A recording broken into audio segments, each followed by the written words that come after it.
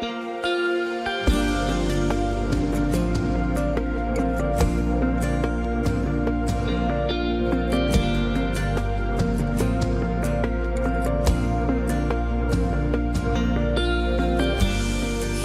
I am with my arms lifted high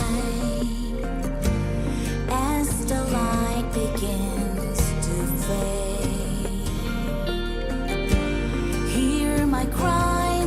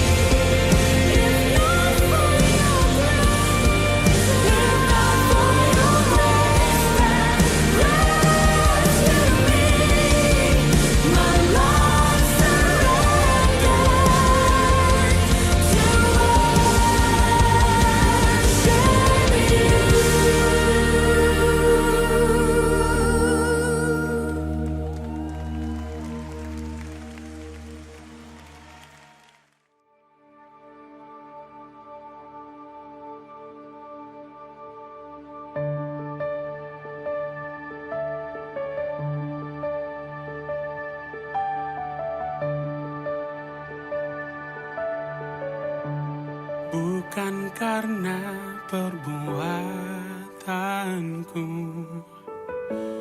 atau juga kebaikanku, tapi karena pengorbananmu aku diselamatkan. Bukan dengan kekuatanku atau juga kehebatanku, tapi karena kuasa salibmu aku dibebaskan. Ku terkagum padamu, oh Rajaku, menebusku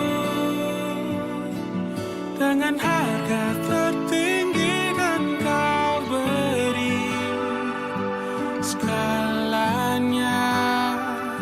Kau mengangkat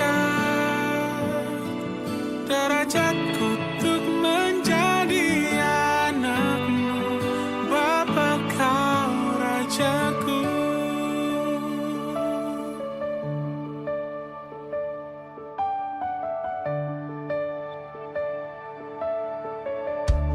Bukan dengan kekuatanku atau juga kehebatanku, tapi karena kuasa salibmu aku dibebaskan. Ku terkagum padamu, oh Rajaku,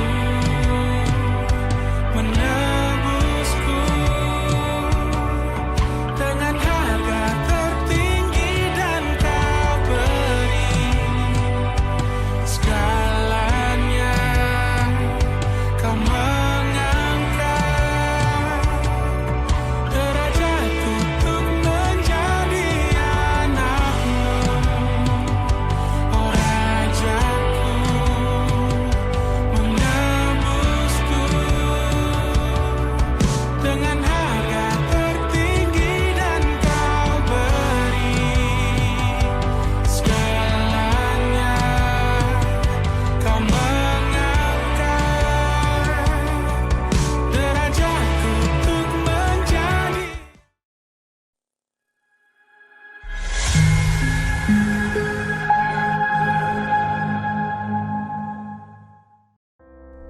In the tapestry of Christian living, habits emerge as the threads that weave our daily journey. Join us on a transformative exploration as we delve into the sacred teachings that guide us towards cultivating habits that reflect the light of Christ. In the book of Proverbs, we are reminded to train up a child in the way he should go, and when he is old, he will not depart from it. This timeless wisdom encourages us to instill virtuous habits from a young age, shaping the foundation of a life rooted in faith. Ecclesiastes teaches us, "Whatever your hand finds to do, do it with all your might." Our daily endeavors, when approached with dedication and diligence, become the building blocks of habits that reflect the love and compassion exemplified by Christ. As we navigate the sacred pages of Scripture, a harmonious message emerges. Our habits are a reflection of our faith. Whether in the quiet moments of prayer, the dedication to our work, or the kindness extended to others, our habits shape our character and embody the teachings of Christ. As we embark on this journey of Christian habits, may we be inspired by the teachings of the Bible. Let our daily choices become a testimony to the transformative power of faith, weaving a tapestry of love, compassion, and righteousness. Together, let us cultivate habits that illuminate our path with the light of Christ, building new habits of the image of God, only in ICF Makati.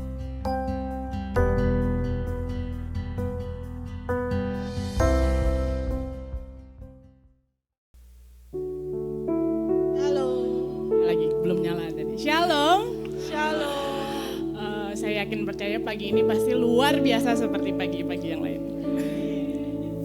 Amin. Kita bersyukur bahwa kita boleh kembali di hari Minggu, hari yang dinanti karena kita bisa berkumpul dengan saudara seiman. Saya mau kita lihat kanan kiri kita mau kasih tos dulu buat tetangga kita nih. Ya, tetangga, kita sudah selamat happy Sunday.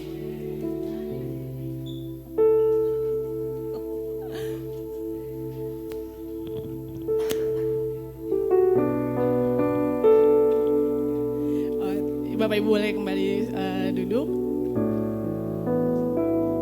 Saat ini kita mau menyiapkan hati kita. Kita akan mulai ibadah minggu kita pada hari ini. Saya persilakan Bapak Ibu boleh mengambil saat teduh.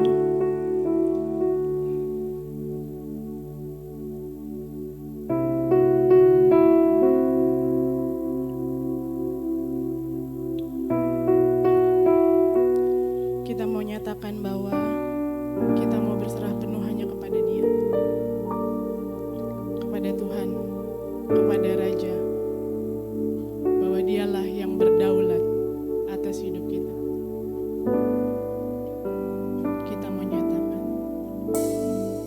ku rindu setiap waktu hidup ini kebenaran-Mu.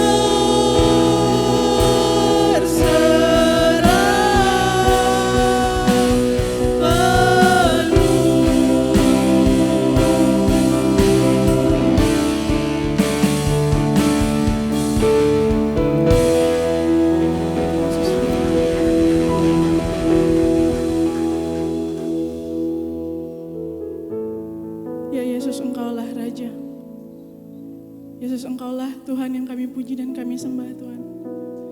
Kami bersyukur bahwa kami boleh sebagai anak-anak-Mu Tuhan Yesus. Engkau boleh berdaulat pada hidup kami Tuhan. Kami boleh menikmati setiap berkat yang Tuhan sediakan bagi kami. Sekali lagi kami mengucap syukur Tuhan, karena Engkau sangat baik, karena Engkau begitu baik pada hidupan kami Tuhan. Tuhan, biarlah ibadah kami hari ini Tuhan, biarlah boleh menjadi persembahan yang harum bagi-Mu Tuhan. Dan kami pun boleh menikmati setiap kata yang boleh kami dengarkan. Sekali lagi Tuhan, berkati ibadah kami pada hari ini, biarlah kami boleh memuji dan memuliakan-Mu, dan kami boleh menikmati firman-Mu. Di dalam nama Tuhan Yesus kami ucap syukur. Amin. Sekali lagi shalom. Kita yakin dan percaya bahwa Tuhan Yesus baik. Amin. Kita mau katakan bahwa Dia sangat baik.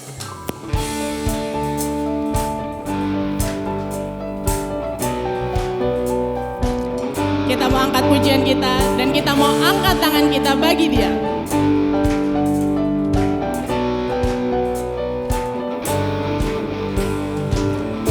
Dengan hati bersyukur masuk di hadirat-Mu, membawa pujian bagi-Mu Yesusku.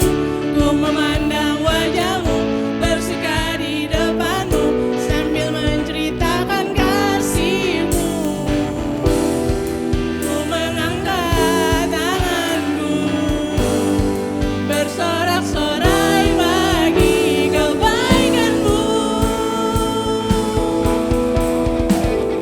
Engkau baik, sangat baik, kasih setia-Mu tak pernah berubah. Engkau baik, sangat baik, kasih setia-Mu tak pernah berubah. Sekali lagi kita mau nyatakan hati kita yang bersyukur, karena Dia Tuhan yang baik, sangat baik. Dengan hati bersyukur masuk di hadirat-Mu, membawa pujian bagi-Mu Yesusku. Ku memandang wajah-Mu, bersuka di depan-Mu, sambil menceritakan kasih-Mu.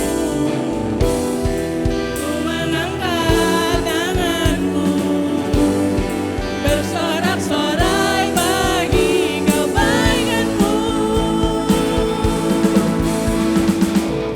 Engkau baik, sangat baik, kasih setia-Mu tak pernah berubah.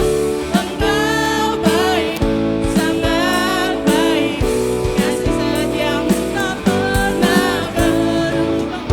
Engkau baik, sangat baik, kasih setia-Mu tak pernah berubah. Engkau baik, sangat baik, kasih setia-Mu. Sekali lagi kita mau angkat pujian kita akan Engkau baik, sangat baik, kasih setia-Mu tak pernah berubah. Engkau baik, sangat baik, kasih setia-Mu tak pernah berubah. Engkau baik, sangat baik, kasih setia-Mu tak pernah berubah. Engkau baik, sangat baik, kasih setia-Mu tak pernah berubah. Kita mau berikan tepuk tangan yang meriah bagi Allah. Kita yakin karena kebaikan Tuhan, hidup kita tidak akan pernah sama. Amin. Kita mau angkat pujian kita mau katakan bahwa Engkaulah Tuhan yang hebat.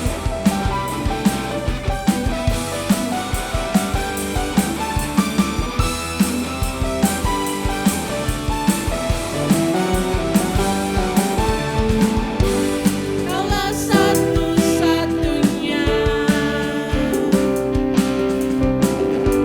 sumber dari segalanya.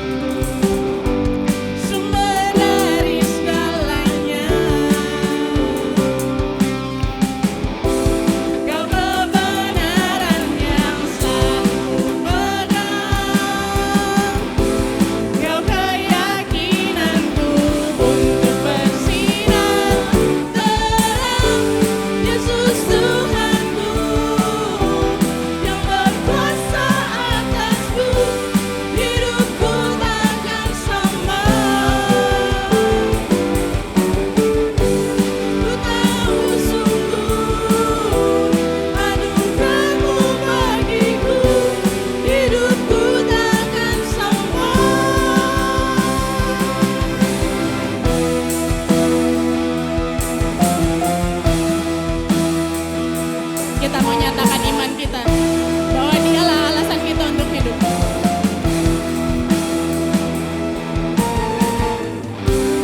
Kaulah alasan untukku hidup, hanya menyenangkanmu. Kaulah alasan untukku hidup, hanya menyenangkanmu. Sekali lagi kita mau katakan, Kaulah alasan untukku hidup, hanya menyenangkanmu. Kaulah alasan untukku hidup, hanya menyenangkanmu.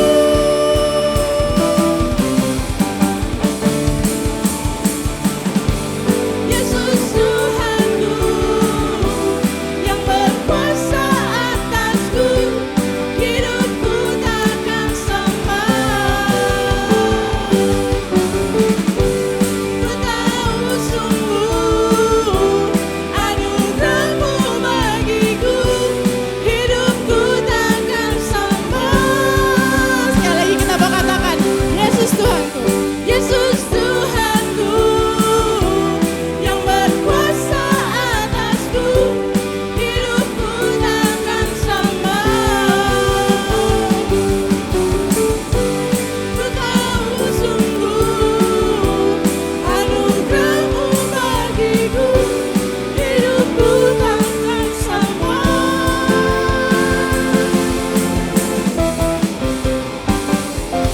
Sekali lagi kemuliaan bagi Allah. Bapak Ibu dipersilakan untuk duduk.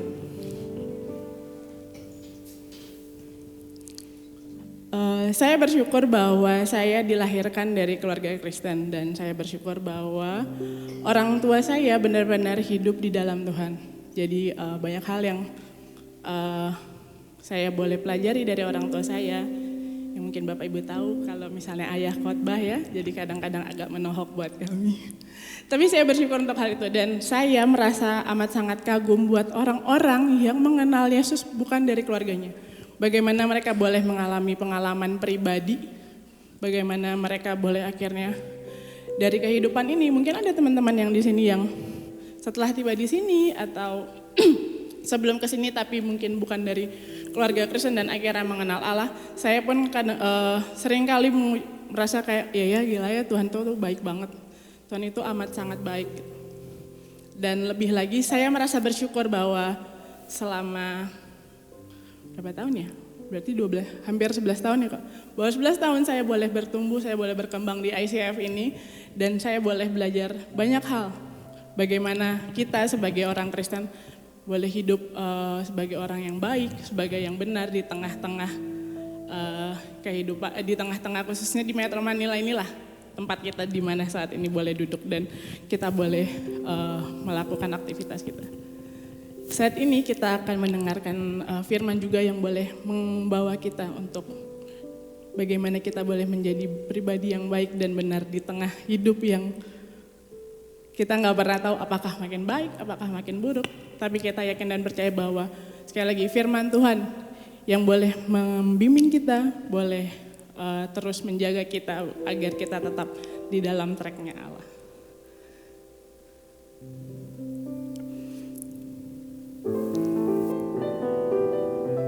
Kita mau katakan bahwa firman-Nya lah yang terus beserta kita.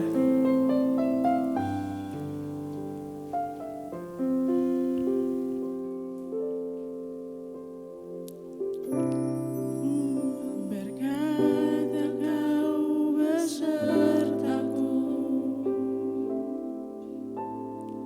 maka kuat roh dan jiwaku. Tangan-Mu Tuhan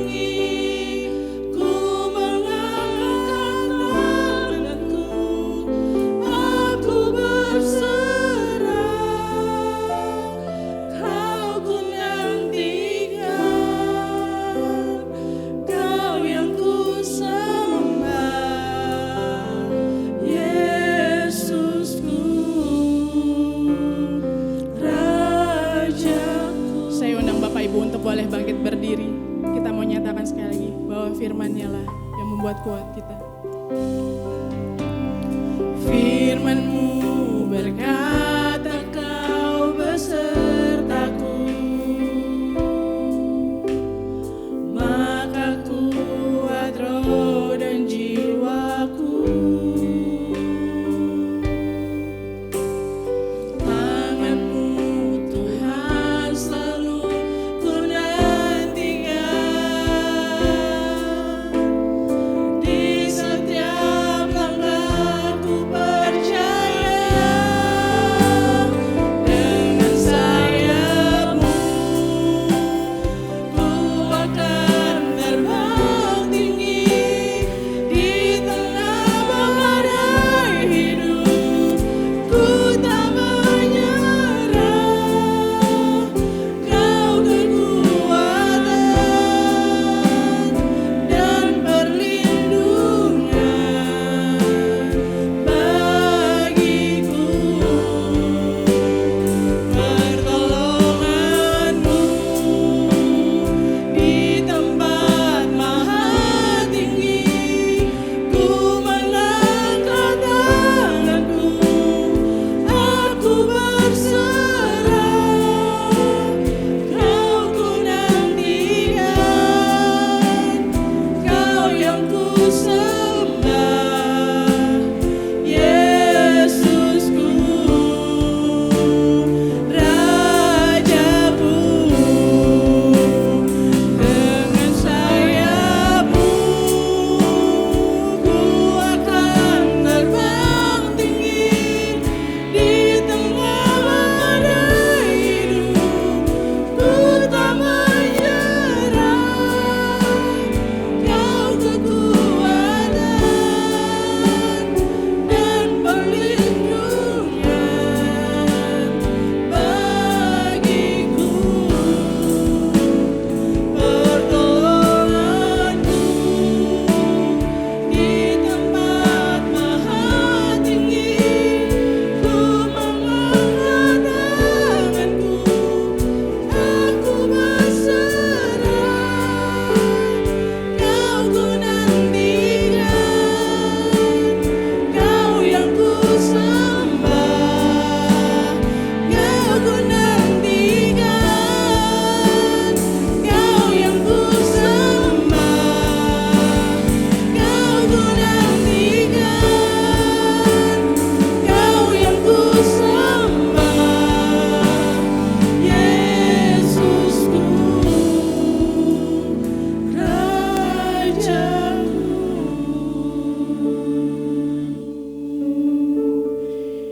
Ya Yesus, Engkau yang kami nantikan, Engkau yang kami sembah. Kami mengucap syukur Tuhan sekali lagi untuk setiap berkat-Mu, dan kami siap Tuhan untuk menerima berkat-Mu.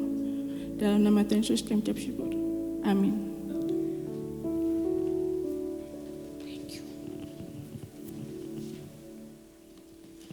Shalom semuanya. Shalom. Wah, kita udah ada di bulan Maret akhir ya. Nggak kerasa ya bulan ini ya. Ada yang merasa bulan ini terlalu panjang rasanya? Bulan ini 5 minggu loh. Gajian masih aman gajian? Oke, sebelum kita masuk ke dalam firman Tuhan, saya ada pertanyaan buat kita semua. Di sini ada yang suka main game? Wah, suka. Ada yang suka main board game? Kalau board game itu pokoknya permainan yang butuh papan atau meja atau sebuah landasan lah. Ada? Siapa? Boleh angkat tangannya suka main game? Board game. Yang suka main board game. Nah, kita nggak akan bicara soal itu. Kita mau bicara soal sebuah permainan yang sebenarnya bisa dibilang board game, tapi tanpa board juga dia bisa dimainkan. Namanya itu Truth or Dare. Ada yang pernah main permainan ini? Pernah. Ada yang suka main permainan ini? Nggak suka. Kebanyakan orang nih nggak suka permainan ini, tapi nggak tahu kenapa permainan ini ada gitu ya.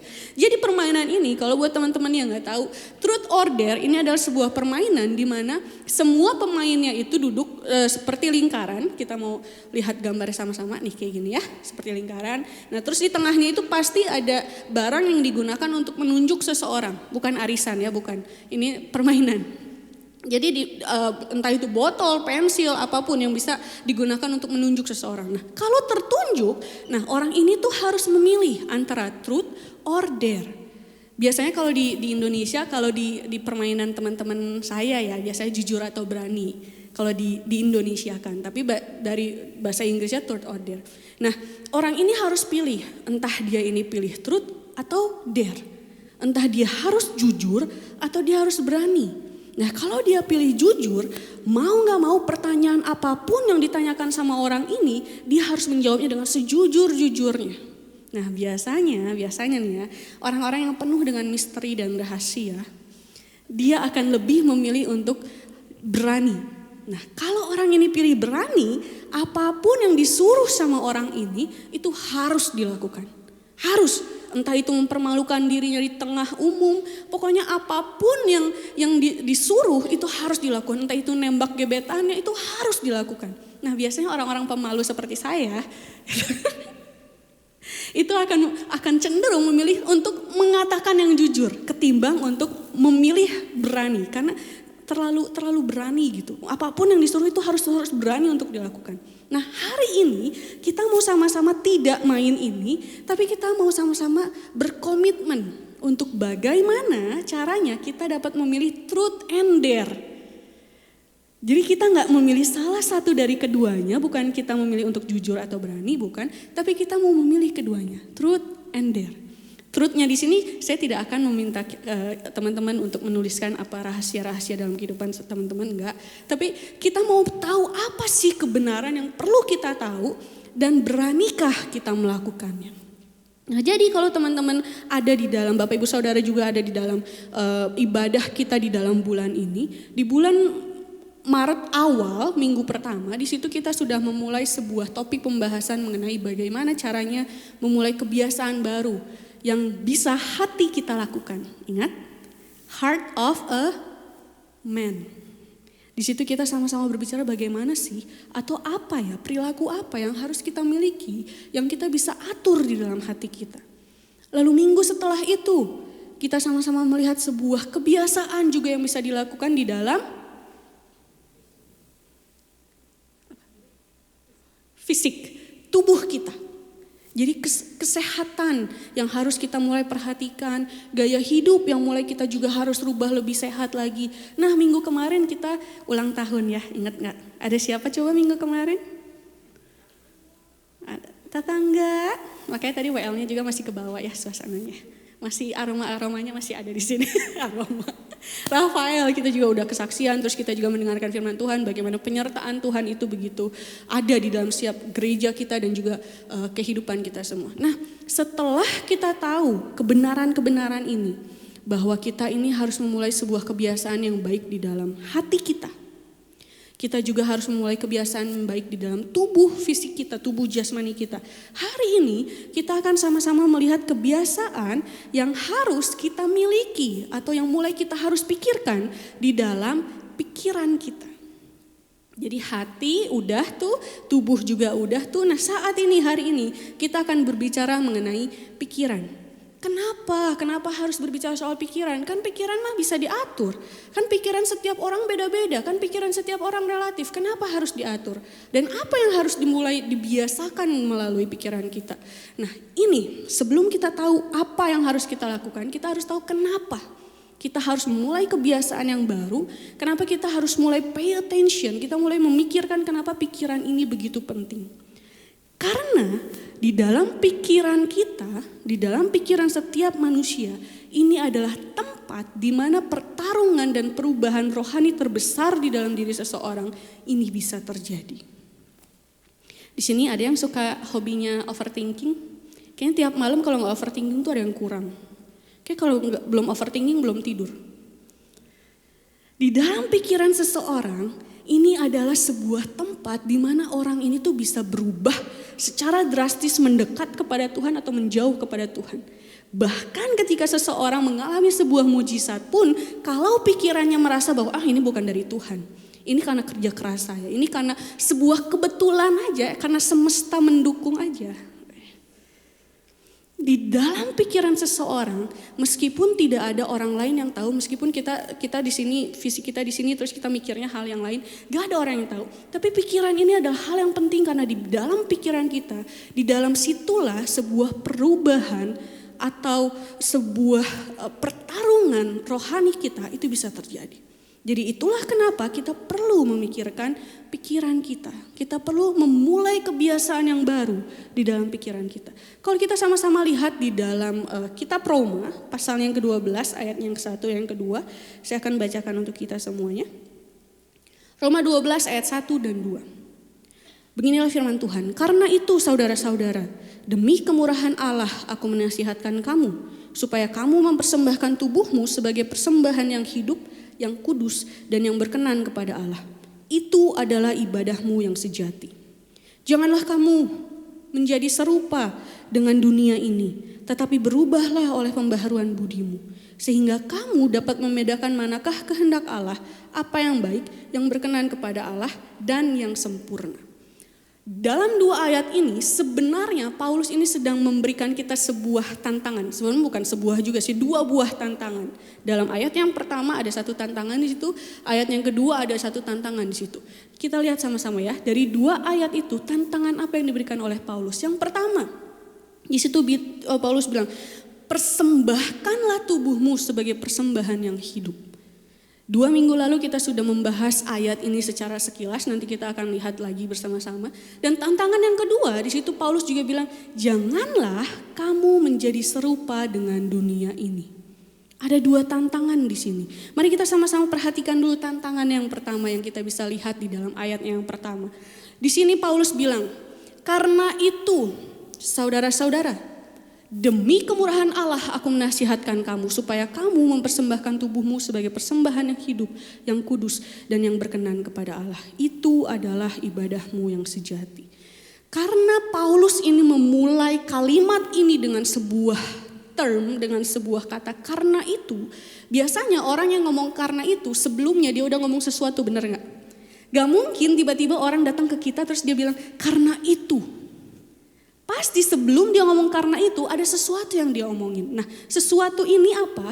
Kalau kita perhatikan di dalam Roma pasal yang 1 sampai yang ke-11, di situ ada sebuah pemberitaan, ada sebuah kebenaran yang Paulus sampaikan. Jadi sebelum Paulus ini kasih tantangan, Paulus ini ngasih kebenaran dulu nih. Ngasih sebuah info dulu nih sama orang-orang yang ada di Roma pada saat itu. Infonya adalah, memang dulu manusia ini adalah manusia-manusia yang berdosa. Tapi semua dari kita itu sudah dibenarkan. Dan ketika kita sudah dibenarkan, benar kita juga tidak terlepas dari yang namanya cobaan dan ujian kehidupan. Tapi meskipun kita orang-orang yang sudah dibenarkan ini tetap memiliki ujian dan cobaan di dalam setiap kehidupan kita, kita tidak pernah terlepas dari yang namanya kemurahan Allah. Jadi kasih karunia Allah itu akan senantiasa mengikuti setiap orang-orang percaya dan juga janjinya. Nah, inilah yang diberitahukan oleh Paulus di dalam pasal yang pertama sampai yang ke-11. Barulah di dalam pasal yang ke-12 ini Paulus bilang, nah karena itu, karena kalian udah tahu kalian sudah dibenarkan, kalian juga sudah memiliki hubungan yang sudah dipulihkan dengan Allah, memiliki kasih karunia, memiliki janji-janji Allah. Karena itu, persembahkanlah tubuhmu sebagai persembahan yang hidup dan yang berkenan. Nah, kalau kita sama-sama lihat 2 minggu lalu kita sebenarnya sudah bahas ayat ini, ingat gak? Ketika kita disuruh, diperintahkan, diingatkan kembali bahwa kita ini perlu menjaga tubuh kita juga membaca ayat ini. Tapi ternyata kata tubuh di situ ketika Paulus bilang persembahkanlah tubuhmu sebagai persembahan yang hidup, itu bukan saja hanya menyangkut tubuh jasmani kita, tubuh diri kita yang bisa dilihat oleh orang lain ini, tapi kata tubuh di situ juga ternyata menyangkut semua yang ada di dalam diri kita. Baik itu hati dan pikiran. Jadi bukan hanya tubuh jasmani kita tapi our whole being. Semua yang ada di dalam diri kita, apapun yang kita rasakan, apapun yang kita pikirkan, kita juga perlu mempersembahkan itu kepada Tuhan. Nah, inilah yang dimaksud oleh Paulus ketika ia memberikan tantangannya yang pertama, Berani gak kita mempersembahkan seluruh keberadaan hidup kita? Bukan hanya bilang datang ke gereja terus bilang Tuhan ini aku datang di hadapan Tuhan, ini aku, Tuhan mau apa sama aku? Enggak, tapi kita benar-benar datang sama Tuhan. Tuhan, saya mau menyerahkan pikiran saya, perasaan saya, semuanya kepada Tuhan. Apapun yang ada di dalam diri saya, semuanya Tuhan ambil alih. Ini tantangan yang pertama. Dan tantangan yang kedua, kalau kita sama-sama lihat di dalam ayatnya yang kedua, di situ dibilang, janganlah kamu menjadi serupa dengan dunia ini, tetapi berubahlah oleh pembaharuan budimu, sehingga kamu dapat membedakan manakah kehendak Allah, apa yang baik, yang berkenan kepada Allah dan yang sempurna. Janganlah kamu menjadi serupa dengan dunia ini. Gimana caranya untuk tidak menjadi sama dengan dunia ini? Di situ Paulus langsung bilang, berubahlah oleh pembaharuan budimu. Jadi kita ditantang untuk tidak menjadi sama seperti apa yang ada di dunia ini, karena semua dari kita tahu dunia ini sudah semakin berantakan, sudah semakin hancur, terlalu banyak orang-orang yang semakin jauh dari Tuhan. Nah, jangan menjadi sama seperti orang-orang ini, tapi berubahlah oleh pembaharuan budimu. Bicara soal perubahan adalah satu-satunya hal yang ada di dunia yang tidak pernah berubah. Perubahan adalah satu-satunya hal yang ada di dalam dunia yang tidak pernah berubah. Baik itu fisik kita, kondisi kita, situasi kehidupan kita, semuanya pasti berubah. Bahkan ketika kita diem pun, kita nggak ngapa-ngapain, kita cuman bernafas, ada yang berubah. Apa coba yang berubah? Coba semuanya diem. Jangan bergerak. Oke, ada yang berubah. Apa coba yang berubah? Waktu. Magic. Enggak ya, emang kayak gitu ya. Ketika kita diam pun ada sesuatu yang berubah dalam kehidupan kita. Karena semua hal yang ada dalam kehidupan kita itu pasti berubah. Entah itu berubahnya karena memang naturnya sudah akan terus berubah, atau mungkin berubahnya karena dipaksa, berubahnya karena tiba-tiba, karena disengaja, karena tidak disengaja. Semua dalam kehidupan kita itu pasti berubah. Nah, biasanya perubahan di dalam Alkitab kita itu seringkali diambil dari sebuah konsep transformasi. Nah, apa itu transformasi? Transformasi ini adalah sesuatu yang bukan saja berubah bentuk, berubah wujud, tapi transformasi ini juga adalah sesuatu yang berubah dari dalam keluar.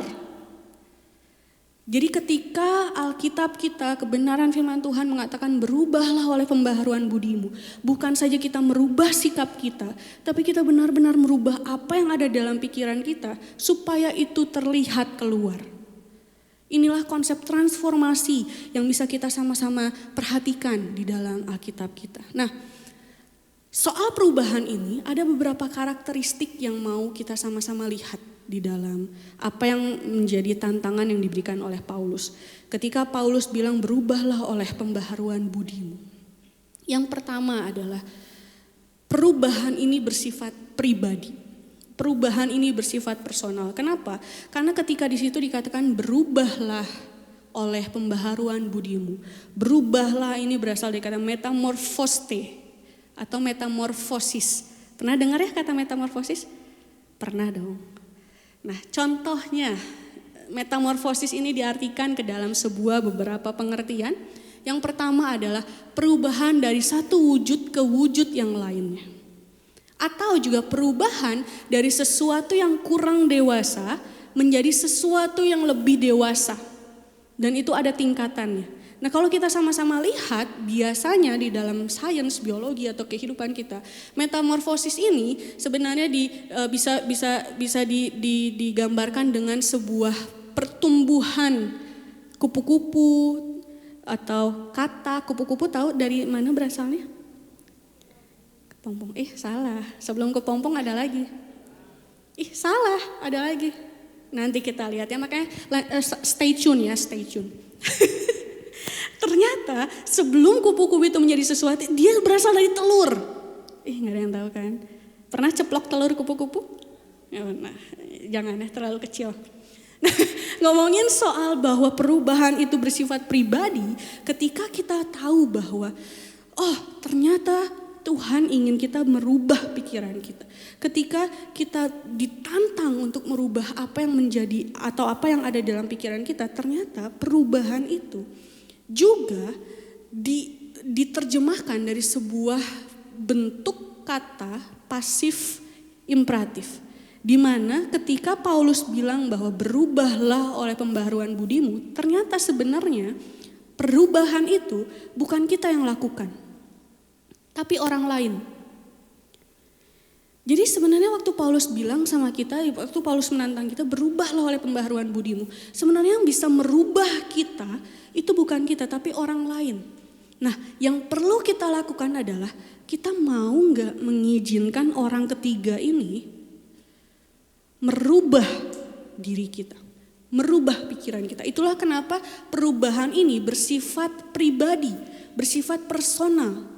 Karena ketika kita mau berubah, kita perlu mengizinkan orang lain itu ambil alih, turut ikut campur di dalam perubahan diri kita. Makanya itu kenapa ada sebuah pendapat, sebuah pemikiran dari seorang pastor juga namanya Hezik. Dia bilang, we believe that there is a divine operation, but there must be a human cooperation with the divine operation. Jadi ketika kita mau merubah pikiran kita, ketika kita mau bertransformasi, ketika kita mau menjadi berbeda dengan dunia ini, sebenarnya membuat perbedaan itu bukan diri kita.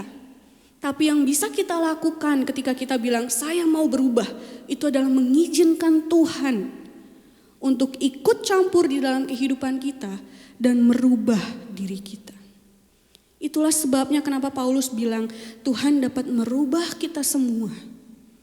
Seburuk apapun pikiran yang ada di dalam pikiran kita, sejelek apapun pikiran yang kita miliki, Tuhan bisa merubah pikiran kita. Tapi maukah kita mengizinkan Tuhan untuk merubahnya? Jadi yang pertama, pertumbuhan ini atau perubahan ini, transformasi pikiran ini bersifat pribadi. Tergantung pribadi kita masing-masing, kita mau mengizinkan Tuhan atau tidak. Yang kedua, kalau kita sama-sama lihat bahwa perubahan ini bersifat proses. Ada progres yang harus terjadi ketika seseorang ini berubah. Gak mungkin seseorang ini bisa terus berubah langsung jadi seseorang yang berbeda 180 derajat. Karena kalau kita lihat lagi, di situ Paulus juga bilang berubahlah oleh pembaharuan budimu. Kata pembaharuan di situ adalah sesuatu yang kalau seorang teolog ini bilang, kata pembaharuan di situ itu berarti sesuatu yang berubahnya itu secara bertahap. A gradual conforming more and more into that spiritual world. Jadi enggak langsung berubah, tapi bertahap berubahnya. Itulah kenapa ketika kita berusaha untuk, saya mau berubah tapi kok saya gagal lagi. Saya mau berubah tapi kok rasanya enggak ada yang berbeda ya. Apa usaha saya sia-sia? Enggak. Tapi yang namanya perubahan itu pasti bertahap. Ketika kita mau berusaha, Tuhan saya gak mau pikir pikiran kotor lagi. Tuhan saya gak mau mikir-mikir seseorang yang jelek-jelek lagi. Tuhan saya mau ubah pikiran saya mau mengisi apa yang masuk ke dalam pikiran saya dengan apa yang benar. Susah memang karena kita terlalu terbiasa dengan kebiasaan yang buruk itu. Makanya ketika kita mau membiasakan kebiasaan yang baik, itu kita perlu proses. Itulah juga kenapa ketika kita menuntut seseorang untuk berubah, kita harus juga menunggu prosesnya. Karena ingat merubah kebiasaan yang sudah kita lakukan bertahun-tahun dan mengganti itu dengan kebiasaan yang baru itu tidak mudah.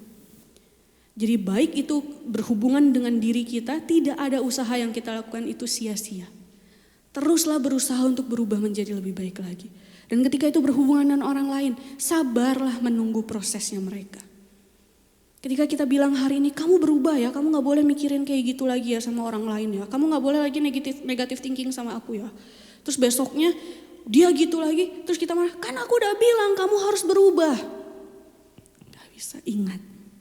Perubahan itu juga menyangkut sebuah proses. Jadi ketika seseorang berproses, teruslah lakukan itu.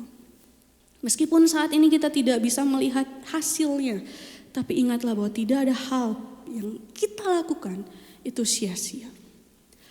Ini yang tadi saya katakan, kupu-kupu. Jadi ternyata sebelum jadi kepompong, ini adalah tahapan yang sebenarnya. Dari telur juga nggak langsung jadi ulet dewasa nih. Ada ulet kecil dulu ternyata. Ulet kecil, baru ulet dewasa, baru kepompong, baru kupu-kupu. Apa yang membedakan ulet kecil dan ulet dewasa? Apa coba? Ya, ukuran. Nggak ada lagi, karena dia nggak kayak kita. Ulet kecil nggak bisa memberikan keputusan, ulet dewasa bisa memberikan keputusan, nggak. Cuman dari ukurannya aja. Jadi mereka ini berkembang ya, sama yang namanya metamorfosis itu ada sebuah perubahan bentuk dari yang awalnya tidak dewasa, dari telur menjadi sebuah makhluk hidup yang sesungguhnya, menjadi kupu-kupu. Nah, seperti inilah perubahan yang perlu kita miliki. Bertahap. Kalau orang bilang chill, nikmati prosesnya. Kalau sulit, terus jalani. Ingat, tidak ada yang sia-sia. Nah, akhirnya ketika kita ngomongin soal perubahan yang harus kita lakukan di dalam pikiran kita, proses yang harus kita jalani di dalam pikiran kita, ada beberapa orang yang nanya kayak gini. Emang penting ya merubah pikiran kita? Kan mengikut Tuhan itu yang penting perasaan aja, yang penting hati. Kan kita kadang Tuhan itu bekerja di luar pikiran kita. Yang penting kita hatinya percaya, kita hatinya merasakan ada keberadaan Tuhan, that's it enough. Ternyata hati dan pikiran ini sama-sama pentingnya.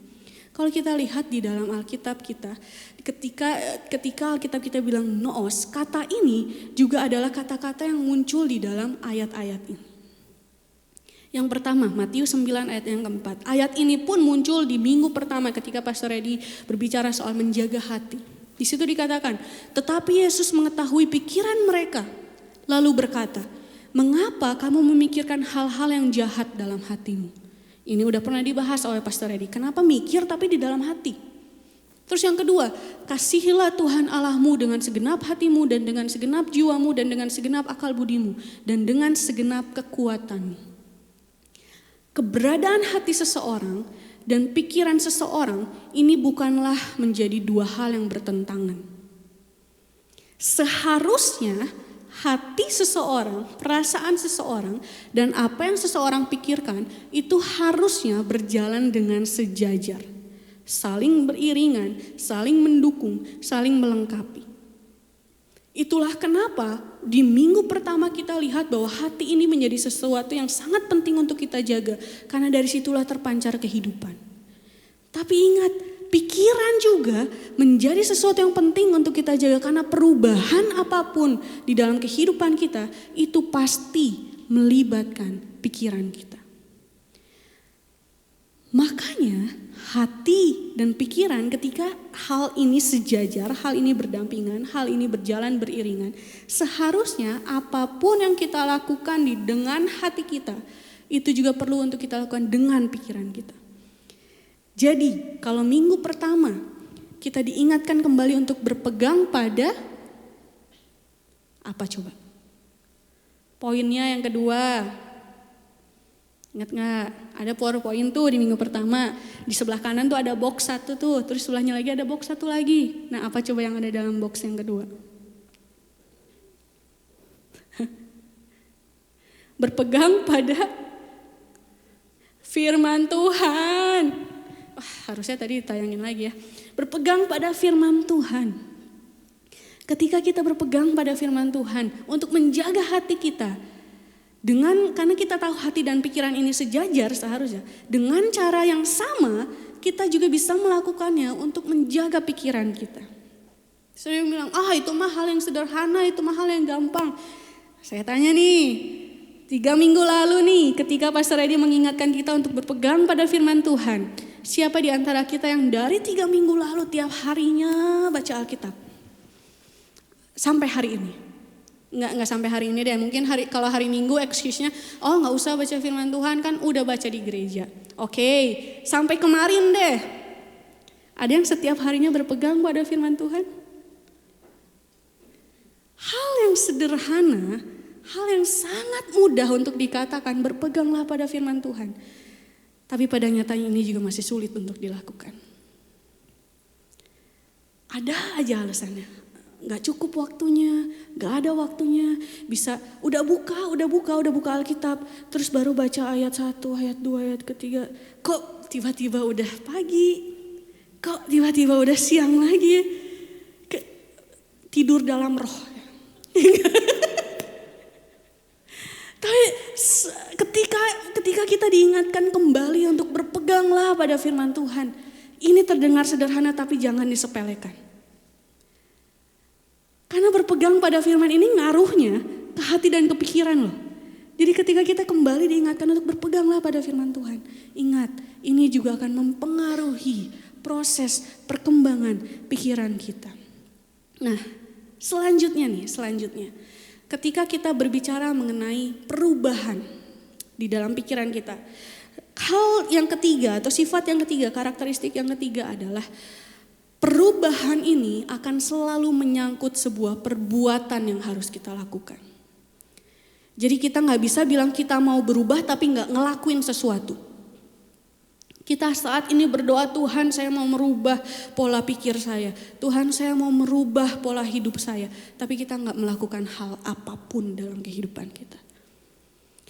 Yang namanya perubahan itu pasti akan dilakukan atau dibiasakan di dalam kehidupan kita. Supaya perubahan itu terus terjadi. Nah, ada sebuah quotes yang saya suka. Jika kita mau handal di dalam sesuatu, jika kita mau menjadi hebat di dalam sesuatu, kita harus mendisiplinkan diri kita di dalam hal tersebut. Sama seperti pemain gitar. Tadi kita lihat ya, pemain gitar kita hebat gak? Lucu ya, sambil senyum ya, Kak Ira langsung terpesona gitu. Apalagi di lagu yang ketiga tuh, lihat Kak Daniel gitu, lesung pipinya, Yang dilakukan seorang pemain gitar supaya dia handal untuk melakukan atau bermain gitar, pertama dia harus menghafal kunci-kunci. Jadi bukan cuma di bengkel aja, di main gitar juga ada kuncinya. Nah kunci-kunci yang sederhana tiap hari dilatih supaya jari-jarinya juga terbiasa. Lalu setelah itu cobalah 3 lagu sekolah minggu. Setelah itu cobalah lagu-lagu lain tapi dari kunci C. Setelah bisa semua lagu dari kunci C, coba rubah kuncinya. Dari yang ada pagar-pagarnya itu ya. Saya juga gak bisa, makanya teorinya gitu aja. Nah, ketika seseorang mau handal di dalam sesuatu, ia perlu untuk terbiasa atau membiasakan dirinya melakukan hal tersebut. Supaya perubahan itu bisa benar-benar terjadi. Jadi di dalam proses yang kita harus jalani ketika kita mau berubah, nah dalam proses itulah kita harus melakukan sesuatu. Agar apa? Paulus bilang agar kita tahu kehendak Allah. Apa yang baik, yang benar, dan yang berkenan kepada Tuhan. Yang baik, yang berkenan, dan yang sempurna kepada Tuhan. Nah, pertanyaan selanjutnya, apa sih yang dimaksud dengan kehendak Allah?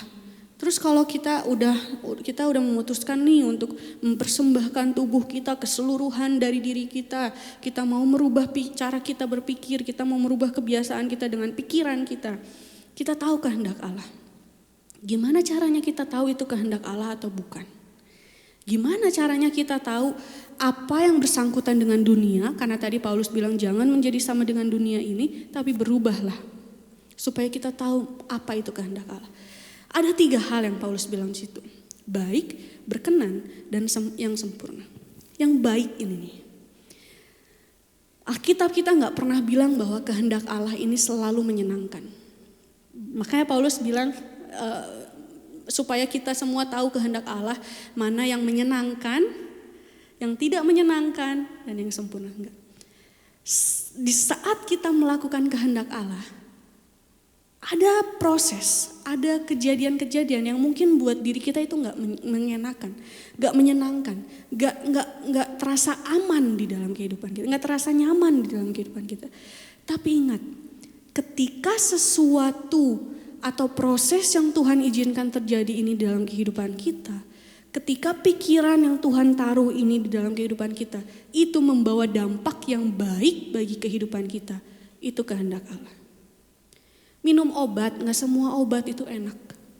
Tapi semua obat itu baik buat kesehatan kita. Minum obat, gak semua obat itu mudah ditelan. Kadang ada beberapa obat yang terlalu besar yang harus kita dorong terus pakai air minum supaya dia masuk. Tapi gak ada obat, satupun obat yang dibuat untuk membawa dampak buruk dalam kehidupan kita. Kecuali kita menjadi kecanduan dan berlebihannya. Semua obat itu dibuat untuk menyembuhkan. Tapi gak semuanya enak. Inilah kehendak Allah. Gak semuanya menyenangkan, tapi semuanya baik. Lalu yang kedua, berkenan. Gimana caranya kita tahu apa yang seseorang ini sukai? Misal nih, di sini, di tengah kita ada Gabriel. Ada yang tahu makanan kesukaannya Gabriel?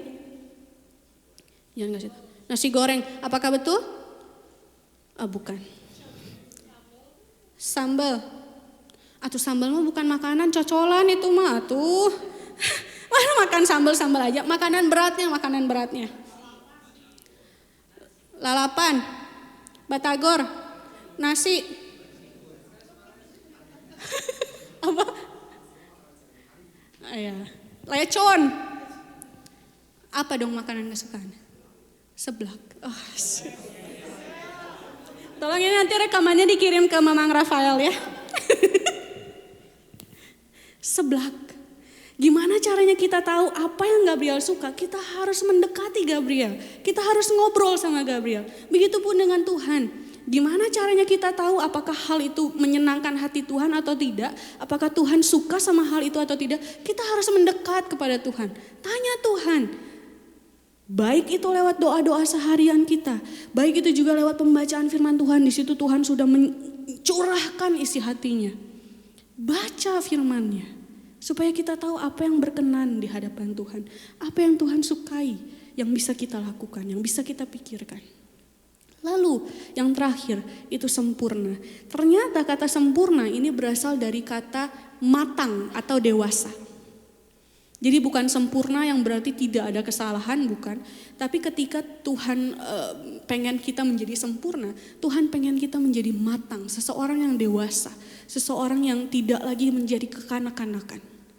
Dan ketika kita mau tahu apakah itu kehendak Allah atau bukan, sesuatu yang kita lakukan, sebuah proses yang kita miliki, yang itu dapat mendewasakan diri kita, yang itu dapat mematangkan diri kita, itulah kehendak Allah. Pikirkanlah semuanya itu. Jadi hari ini ketika kita mau sama-sama belajar untuk merubah kebiasaan kita, merubah pola pikir kita, memulai kebiasaan baru di dalam kehidupan kita. Truth and dare. Ketika kita tahu kebenaran-kebenaran ini bahwa Tuhan pengen kita menjadi seseorang yang hidup berkenan, baik, dan sempurna di hadapan Tuhan. Coba, mari kita melakukan tantangan-tantangan ini. Kita serahkan tubuh kita. Tubuh ini ingat ya, bukan cuma tubuh fisik aja, tapi semua keberadaan yang ada dalam diri kita, kita serahkan itu ke dalam kendalinya Tuhan. Lalu setelah kita serahkan, kita merubah pikiran kita, perbaharuilah pikiran kita dengan firman Tuhan. Ingat, terdengar sepele tapi jangan disepelekan. 3 minggu lalu ini sudah diingatkan kepada kita semua. Saat ini kita mau sama-sama mengingatkan diri kita kembali. Ayo baca firman-Nya. Lalu yang terakhir, kita kemudian mampu membedakan manakah kehendak Allah dan manakah yang bukan kehendak Allah. Mari kita menjadi umat, mari kita menjadi anak-anaknya Tuhan. Mari kita menjadi orang-orang percaya yang berbeda dari dunia ini. Kalau dunia ini bilang overthinking tuh udah terlalu biasa, gak ada yang salahnya sama overthinking. Anxiety itu terlalu biasa, itu normal, itu wajar. Tapi mari kita jadi anak-anaknya Tuhan yang memenuhi pikiran kita dengan kebenaran firman Tuhan. Agar apapun proses tantangan yang harus kita lewati, kita tidak menjadi seseorang yang takut. Karena kita tahu kita punya Tuhan. Saya mengajak pemain musik untuk maju ke depan.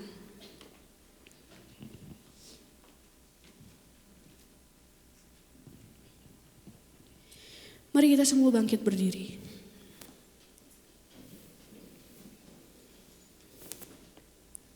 Hari ini kembali kita ditantang, kembali kita diingatkan kembali bahwa ketika kita diperbaharui, ketika kita tahu nilai diri kita di hadapan Tuhan, ketika kita tahu bahwa semua dari kita ini adalah orang-orang yang sangat berharga, orang-orang priceless yang selalu dipandang Tuhan. Mari kita benar-benar memulai kebiasaan yang baru, kebiasaan yang sehat, kebiasaan yang baik, kebiasaan yang benar. Mulai dari hati kita, perhatikan apa yang kita rasakan. Mulai dari tubuh kita, perhatikan kesehatan diri kita. Mulai juga dengan pikiran kita. Apa yang ada di dalam pikiran kita saat ini? Ingat, memang tidak mudah merubah kebiasaan-kebiasaan ini. Tapi ada Tuhan yang bersedia untuk membantu kita. Ada Tuhan yang bersedia untuk merubah kita kalau kita mengizinkannya. Jadi saat ini saya memberikan waktu kepada kita semua. Izinkan Tuhan bekerja dalam hidupmu. Apapun yang saudara, Bapak Ibu Saudara rindu untuk Tuhan ubahkan, serahkan itu sama Tuhan saat ini. Entah itu hati saudara, entah itu sakit penyakit di dalam tubuh jasmani saudara, entah itu juga pikiran saudara yang terlalu jauh dari Tuhan, serahkan itu sama Tuhan saat ini. Izinkan Tuhan bekerja di dalam setiap kehidupan kita semuanya.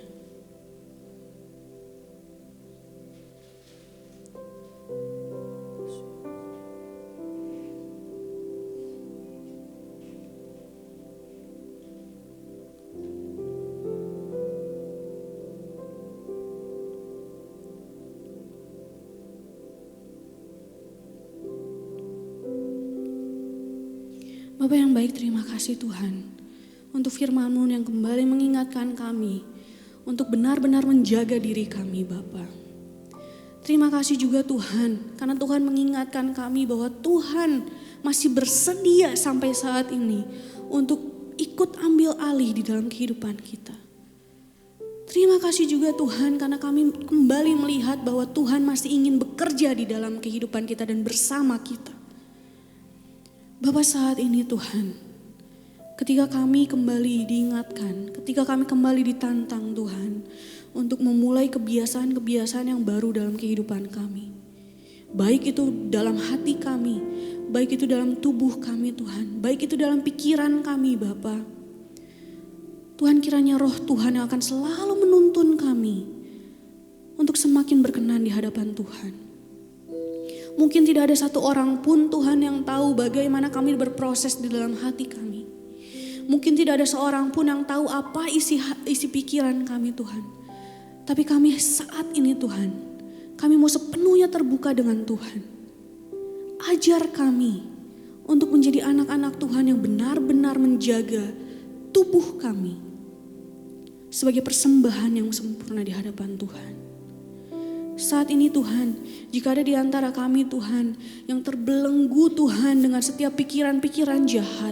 Jika ada di antara kami Tuhan yang terbelenggu Tuhan dengan pikiran-pikiran kotor Tuhan. Jika di antara kami Tuhan yang terbelenggu dengan pikiran-pikiran yang tidak selalu membaca apapun yang Tuhan inginkan dalam kehidupan kami. Tuhan ajar kami untuk lepas dari semuanya itu Bapa. Agar pikiran kami ini juga Tuhan boleh dipenuhi dengan apa yang menjadi kehendak-Mu. Ini kehidupan kami Tuhan, sepenuhnya kami mau persembahkan sebagai persembahan di hadapan Tuhan. Teruslah Tuhan berbicara kepada anak-anak-Mu ini Bapa. Teruslah Tuhan bekerja dalam kehidupan anak-anak-Mu ini Tuhan. Dalam setiap pergumulan mereka, di dalam setiap kebiasaan-kebiasaan baru yang mereka sedang usahakan Tuhan. Biarlah Tuhan Roh-Mu yang akan senantiasa meneguhkan iman mereka. Agar mereka boleh terus bertumbuh, semakin mendekat kepada Tuhan. Hanya di dalam nama Tuhan Yesus kami berdoa.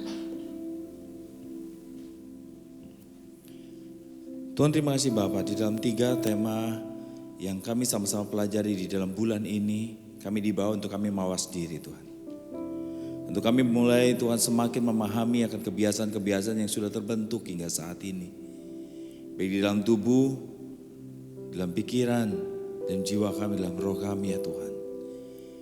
Tuhan, terima kasih buat firman-Mu ya Bapak. Teruslah ya Tuhan, Engkau berperkara dan memproses setiap kami. Untuk kami terus Tuhan boleh bertumbuh ke arah Engkau. Terus Tuhan memakai setiap kami dalam kehidupan keseharian kami. Baik di dalam pekerjaan, dalam jabatan, dalam tanggung jawab apapun ya Tuhan. Kami mengucap syukur atas kepercayaan yang telah Engkau sediakan Tuhan setiap kami. Kami mau melakukan yang terbaik. Sehingga Tuhan apapun yang kami lakukan Tuhan benar-benar mempermuliakan nama-Mu Bapa. Orang-orang bisa melihat Engkau lewat setiap karya-karya yang boleh Tuhan terjadi Tuhan di dalam kehidupan kami. Dan kami juga Tuhan di tengah-tengah dalam proses belajar. Kami boleh melihat bagaimana hikmat-Mu senantiasa menemani setiap kami untuk bisa memahami pembelajaran demi pembelajaran Tuhan. Dan kiranya Tuhan ketika kami boleh dibangun Tuhan dalam sebuah kebiasaan atau sebuah pemikiran tertentu. Biar Tuhan itu Kau bungkus Tuhan dengan kuasa-Mu. Sehingga Tuhan kami benar-benar Tuhan dimatangkan, disempurnakan Tuhan. Untuk memasuki Tuhan satu rencana-Mu yang indah yang sudah Kau siapkan di depan sana Bapa. Kami berdoa buat keluarga demi keluarga. Tali kasih-Mu yang senantiasa terus Tuhan ada bersama dengan setiap pasangan-pasangan Tuhan di tempat ini. Kasih-Mu mengikatkan suami dan istri, orang tua dan anak, anak-anak dan anak-anak ya Tuhan. Dan kiranya Tuhan apa yang boleh kami rasakan di tengah keluarga, kecukupan yang boleh kami rasakan, bagaimana juga pemulihan boleh kami rasakan, kesehatan yang boleh kami terus rasakan ya Tuhan. Itu senantiasa membawa ya Tuhan, buat setiap orang-orang boleh melihat karya-Mu nyata di tengah-tengah keluarga-keluarga anak-anak-Mu ini ya Bapa. Dan biar Tuhan di tengah-tengah segala pergumulan yang sedang dialami Tuhan. Baik yang ada mungkin di persimpangan perjalanan jalan hidup mereka yang harus mengambil sebuah keputusan Tuhan. Sertai mereka ya Tuhan. Ketika mereka juga dalam kondisi kelemahan fisik mereka Tuhan Kau jamah dalam nama Tuhan Yesus ya Bapa. Biar Jehovah Rafa Tuhan yang benar-benar Tuhan memulihkan menyembuhkan setiap mereka. Menuntun mereka ya Tuhan. Dan berdoa buat setiap yang masih single juga Tuhan di tempat ini. Penyertaan-Mu Tuhan tidak pernah berhenti. Bagaimana Tuhan Kau terus memakai kehidupan mereka. Baik ketika mereka dalam proses pertemuan dengan setiap orang-orang Tuhan. Dan kemudian bertemu dengan seseorang yang bisa akhirnya bertumbuh bersama-sama Tuhan ke arah Engkau. Dan semakin dipakai Engkau. Sertai setiap mereka semuanya Tuhan. Terima kasih Bapak, terima kasih Bu Tuhan. Saudaraku angkat kedua belah tangan-Mu. Tuhan memberkati Engkau dan melindungi Engkau. Tuhan menyinari Engkau dengan wajah-Nya dan memberi Engkau kasih karunia. Tuhan menghadapkan wajah-Nya kepadamu dan memberi engkau damai sejahtera. Oleh karena itu pulanglah. Terimalah berkat daripada Allah Bapa, kasih karunia daripada Tuhan Yesus Kristus, serta persekutuan dengan Roh Kudus mulai saat ini sampai Maranatha Tuhan datang kembali untuk menjemput setiap kita semuanya. Terpuji-pujilah nama Tuhan untuk selama-lamanya. Bapa terima kasih. Bapa terima kasih.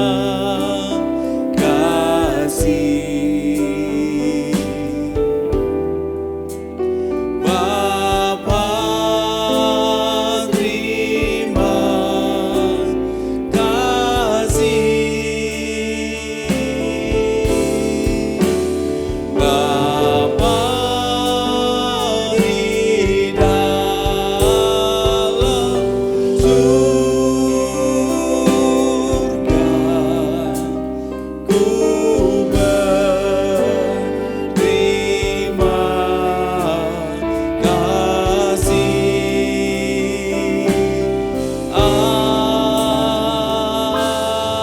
Amin. Amin. Silakan duduk, silakan bersatu sejenak. Tuhan Yesus memberkati setiap kita semuanya.